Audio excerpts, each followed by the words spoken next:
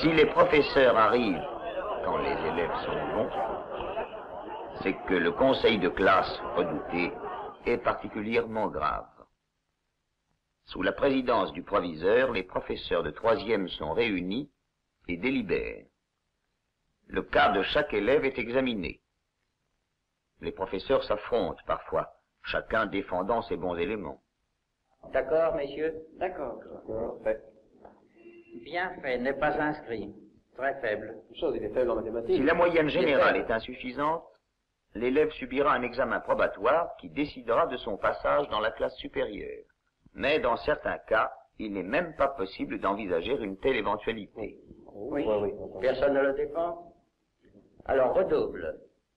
Hardy, également très faible. Et celui-là, malheureusement, très âgé. Voyons, en études, monsieur Garçon. Oui, il travaille peu. Peu de travail. Ça n'empêche pas la famille de vouloir Polytechnique. Il est absolument en mathématiques. C'est très tôt. Oui. Monsieur Perrin.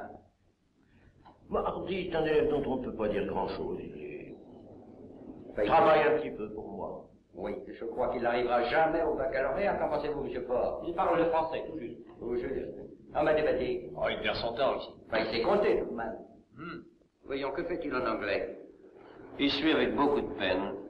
Mais il travaille.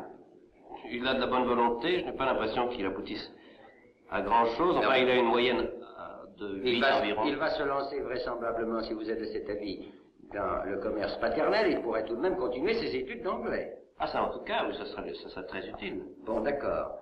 En histoire, que vaut-il? C'est un problème. Je me demande ce qu'il fait en classe. Bon. Absolument réfractaire. Bon. Que pensez-vous, monsieur Fort, du conseil de le lancer dans l'affaire paternelle? Qu'il continue le commerce. C'est ce qu'il a de mieux à faire. Oui. Nous lui conseillerons en même temps, je crois, de continuer les langues vivantes. Ça peut lui servir pour développer l'affaire. D'accord? D'accord. Quand on aborde la question de l'orientation, le débat change de ton. Il ne suffit pas même pour un bon élève de passer dans la classe supérieure. Il faut aussi le guider pour son avenir. Et l'avenir, quand on a 14 ans, on n'y pense pas. Ou on y pense trop. Mais les éducateurs, eux, y pensent. Quelle est la section qui conviendra le mieux à cet élève? À celui-ci? À cette question, il faut répondre sans se tromper, et les professeurs se livrent sur le cas de chacun à un véritable diagnostic. Le franc Jacques a l'orientation. La famille et l'élève lui-même, du reste, hésitent entre B ou C. Monsieur Fort. Je le revendique en B, monsieur le proviseur. Sensible, intelligent, vif. Il est fait pour faire des lettres.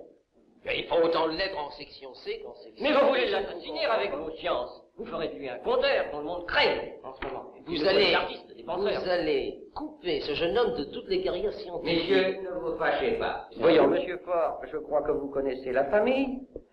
Voulez-vous voir avec l'élève et la famille? Si vous le permettez, monsieur le proviseur, bien sûr. Demain, après mon cours de littérature.